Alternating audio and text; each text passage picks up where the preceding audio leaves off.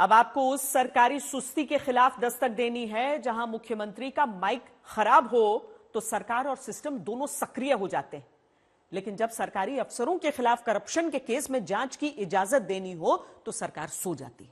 नतीजा, भ्रष्टाचार के आरोपी अफसर बिना जांच के छूट जाते हैं।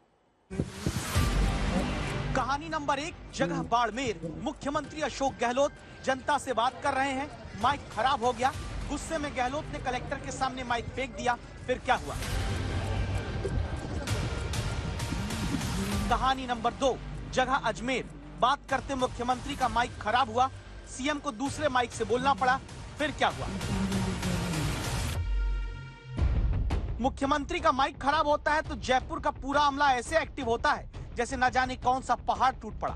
तुरंत अजमेर में माइक से आवाज कम आई तो 2 अधिकारी को नोटिस चला गया। बाड़मेर में माइक तक मुख्यमंत्री को फेंकना पड़ा तो जांच शुरू कर दी गई। दस्तक देता सवाल है कि सीएम का माइक खराब होने पर सक्रिय होने वाली सरकार और सिस्टम क्या भ्रष्टाचारी अफसरों के खिलाफ कुंडली मारकर बैठ जाता है? तीसरी कहानी देख लीजिए। सीकर में महंगाई राहत केंद्र को देखने जब मुख्यमंत्री पहुंचते हैं, एक पीड़ित रोती हुई सभा में नजर आई। पीछे आवाज मुख्यमंत्री के भाषण की आती है, ये क्यों रो रही है? दावा है कि ये पीड़ित एक मोटर वर्कशॉप में काम करती है, जहां एक शख्स ने आरोप है कि इस रोती लड़की के साथ मारपीट की, छेड़खानी की। पुलिस ने कोई कार्रवाई नहीं की, इसीलिए न्याय मांगने मुख्यमंत्री के कार्यक्रम में ये लड़की पहुंची। लेकिन जानते हैं फिर क्या हुआ? अब इन तस्वीरों को देखिए। दावा है कि जैसे इस लड़की ने खड़े होकर चिल्लाते हुए अपनी बात सीएम से कहनी चाहिए, जो तस्वीरें गवाही देती हैं कि पुलिस कर्मी इसका मुंह बंद करने में जुट गई।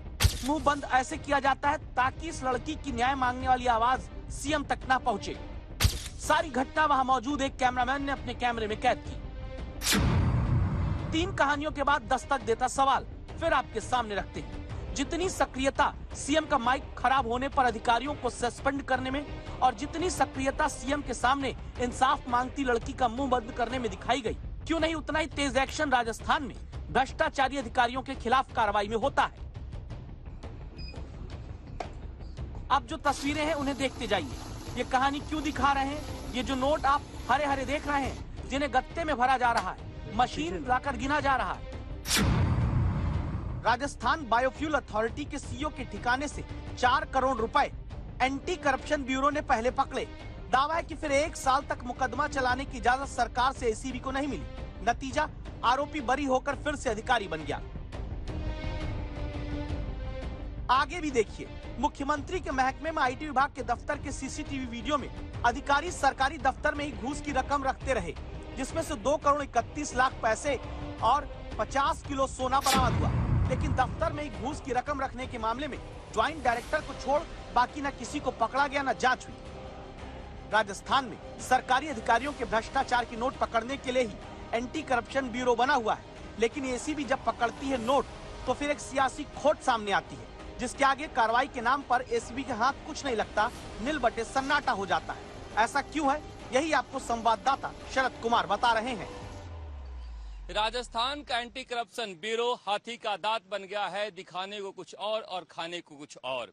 नेताओं के खिलाफ कोई मुकदमा दर्ज नहीं होता, यह तो समझ में आता है, मगर गलती से जो अधिकारी पकड़े जाते हैं उनके खिलाफ भी मुकदमा चलाने की इजाजत सरकार नहीं देती है।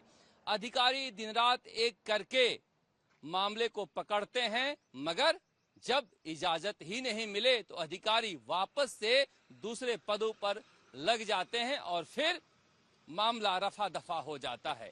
राजस्थान की हकीकत यह है कि बड़े से बड़े अफसर भ्रष्टाचार के आरोपों में एसीबी के हाथों आने के बावजूद बचते जा रहे हैं, क्योंकि सरकार मुकदमा चलाने की इजाजत देने में मामला लटका देती है।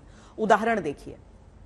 आईएएस कुंजीलाल मीणा के खिलाफ एसीबी ने 12 लाख घूस मांगने का केस दर्ज किया तो सरकार ने कार्रवाई करने की जगह ग्रामीण विकास विभाग में दोबारा डायरेक्टर बना दिया। आईएएस नीरज के पवन के खिलाफ 2017 से भ्रष्टाचार निरोधक ब्यूरो केस चलाने की इजाजत मांग रही है। गेहूं घोटाले में फंसी आईएएस निर्मला मीणा के खिलाफ 2018 से एसीबी केस चलाने की मंजूरी सरकार से मांग रही है। घूस लेते पकड़े गए कलेक्टर रहते नन्नूमल पहाड़िया तो कार्रवाई के नाम पर सरकारी सुस्ती की वजह से बिना किसी एक्शन सहे रिटायर हो गए हैं। एडीएम पिंकी मीणा के घूस लेने के दावों वाली खबर खूब बनी, लेकिन 2021 से इनके खिलाफ भी इजाजत सरकार से मिलने के इंतजार में एसीबी कुछ नहीं कर पा रही।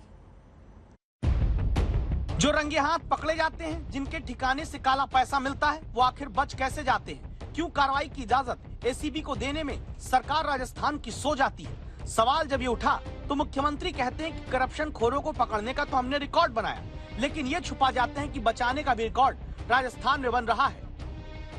एंटी करप्शन ब्यूरो इतनी मजबूत है कि जिसका कोई जवाब नहीं देश के अंदर। जवाब देश भर के अंदर सबसे ज्यादा काम किया है, माकूल काम किया है, मजबूती से छापे डाले हैं, ट्रैप किया है, तो राजस्थान की एसीबी ने किया है। इतना शानदार काम किया। ऊपर के लेवल पर तो गहलोत सरकार के मंत्री और गहलोत साहब खुद इनसे मिलकर कर रहे हैं, जिनके प्रमाण मैंने आपको दिए थे कि एसीबी की 2 परिवार दर्ज होने के बाद भी 350 करोड़ के घोटाले पर गहलोत साहब ने मना करके नॉट अप्रूव करके भ्रष्टाचार पे पर्दा डाल दिया। अगर एंटी करप्शन ब्यूरो के कामकाज को देखें तो यहाँ पर 5 सालों में जितने मुकदमे दर्ज हुए हैं उससे करीब करीब दुगना पेंडिंग केसेस हैं उन मामलों में जिन मामलों में सरकार ने मुकदमा चलाने की इजाजत नहीं दी है। राजस्थान में 5 साल के भीतर 427 मामले भ्रष्टाचार के अगर पकड़े गए हैं तो करीब 2 गुना यानी 780 मामले सरकार से कार्रवाई की इजाजत न मिलने पर पेंडिंग पड़े हैं। राजस्थान में सबसे ज्यादा नगर विकास के 106, पंचायती राज के 103, राजस्व के 35, पीडब्ल्यूडी विभाग में 26, परिवहन विभाग में 20 और चिकित्सा के 24 मामलों में सरकार ने भ्रष्टाचारी आरोपी अफसरों के खिलाफ मुकदमा चलाने की इजाजत नहीं दी। इसीलिए हमने आपके सामने आज शुरुआत में कहा है कि माइक खराब होने पर तुरंत एक्टिव होने वाली व्यवस्था और सरकार भ्रष्टाचारी अधिकारियों के खिलाफ सुन्न हो जाती है। शरद कुमार, जयपुर, आज तक।